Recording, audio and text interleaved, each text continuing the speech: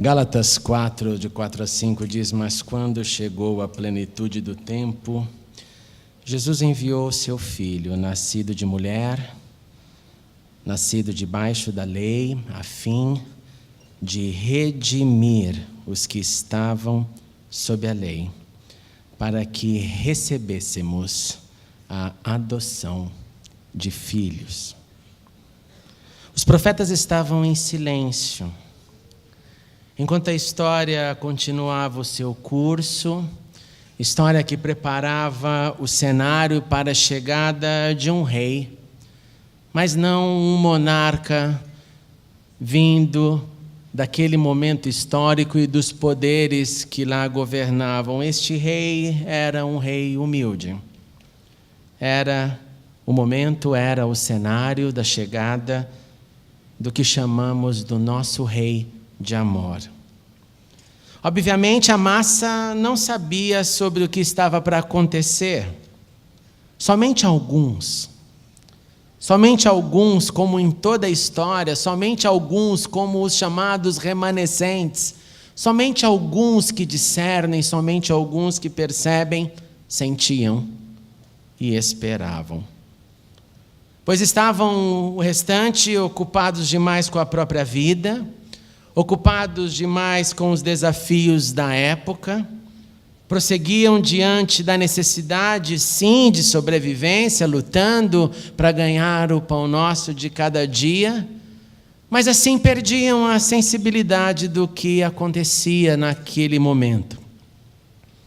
A assimilação da cultura grega fazia de muitas partes do globo regiões helenizadas. Pessoas falando o grego, aprendizes de uma nova cultura, estudantes de filosofia, que também sofriam com a ocupação romana daqueles dias, daquela chamada plenitude do tempo. Enquanto isso, as palavras emitidas pelos profetas ecoavam no universo. Já havia algumas centenas de anos que essas palavras gritavam, reverberavam. Deixavam que o nome do Senhor, no nome daquele que viria e veio e voltará, estivesse no ar. Ecoava o Emanuel, o Deus conosco, ecoava o Pai da eternidade, o Sar Shalom, o príncipe da paz, o Deus forte, o santo que haveria de chegar. Era aquela a plenitude do tempo, o momento esperado, os dias que marcaram o tempo com o antes dele e depois dele. Os conflitos eram muitos. A decadência da religião judaica era uma constante. Já haviam vivenciado o drama da idolatria, já haviam sido exilados por causa da sua idolatria. E agora viviam o drama da falta de amor. Deixavam com que crescesse dentre o povo o desapego, a falta de conexão de um para com o outro, de um para com o seu próximo. Era um momento na história onde o amor estava em decadência. Dramas políticos, violência, revoltas de outro lado, arregimentação para as brigas, um momento ideal, um momento oportuno para a chegada da luz e do amor. Luz para iluminar o caminho que não era mais visto, que ninguém conseguia enxergar. Luz que deveria trazer uma nova esperança. Luz para nortear a direção. Luz para fazer as pessoas terem uma outra perspectiva. Não só viver o resultado da assimilação grega ou da ocupação romana, mas luz de cima, luz do Pai das luzes, luz na terra. Mas eu disse também que vinha o amor.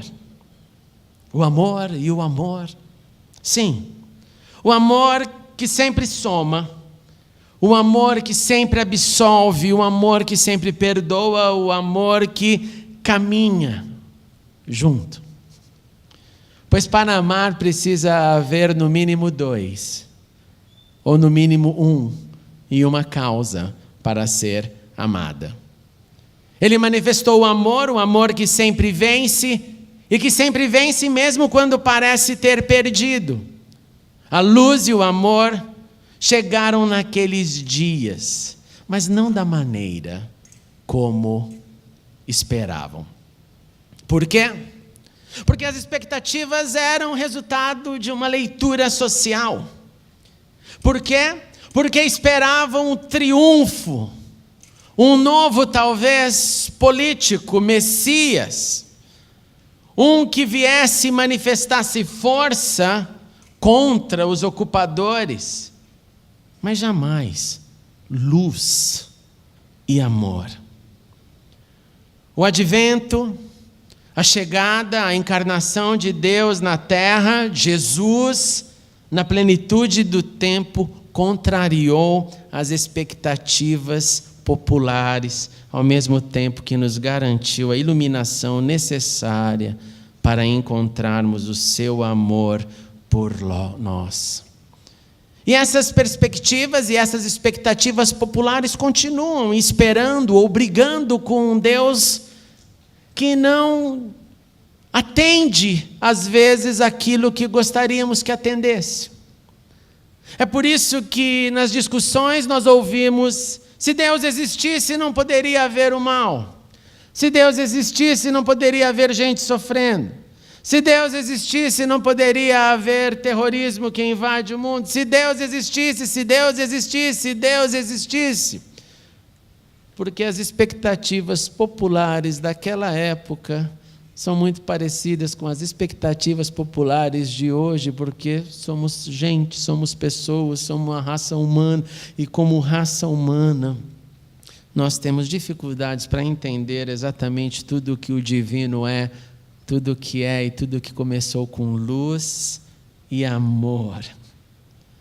Assim sendo, nele podemos ser iluminados, assim sendo, nele podemos ter uma consciência santa, assim sendo, podemos ser os luzeiros do mundo, iluminados por Cristo, por uma força que não vem de nós, pelo Messias que veio, pelo Messias que voltará. Sejamos luz em todos os ambientes onde transitarmos, sempre manifestando o seu amor, sempre duplicando o que ele nos ensinou, sempre crescendo no amor, pois o amor não é algo que eu adquiro e me mantenho num nível. Eu posso e devo crescer na manifestação do amor. Como? Amando mais, como ele amou, amando sempre, como ele continua a nos amar, doando mais, como ele tudo doou. Que seja então, meus irmãos e irmãs, este advento uma oportunidade para celebrarmos a luz que veio ao mundo, para a luz que nos ilumina, e que seja este advento uma oportunidade para reproduzirmos o amor que tem nos encontrado. Até quando?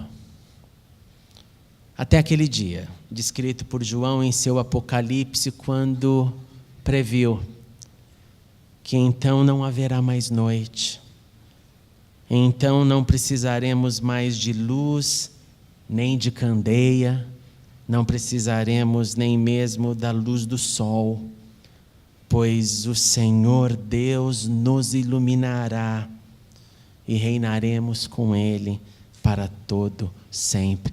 Que assim seja. Amém e amém. Vamos nos colocar em pé e orar neste momento.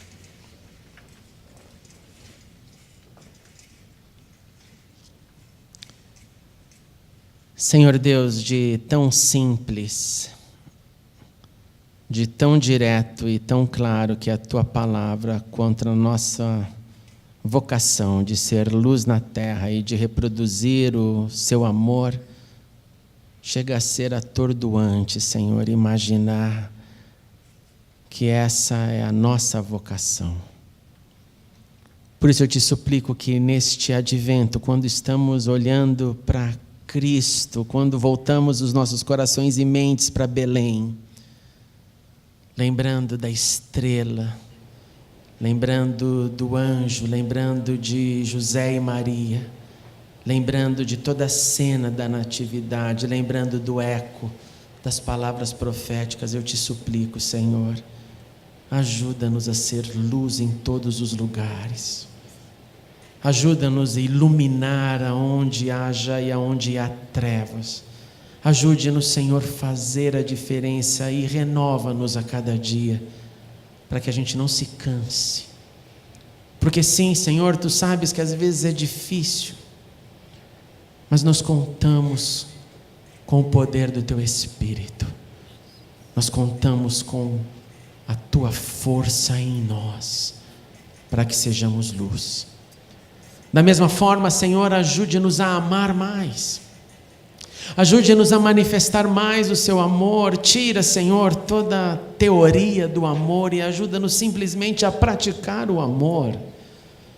Ajude-nos a crescer em compaixão, em atenção, em responsabilidade de amar.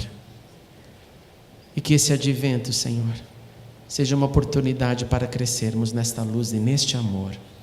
Em nome de Cristo Jesus. Amém e amém. Aproveite esse momento. Dê um abraço no seu irmão, na sua irmã que está ao seu lado. Vamos repartir um pouco de amor nesta hora.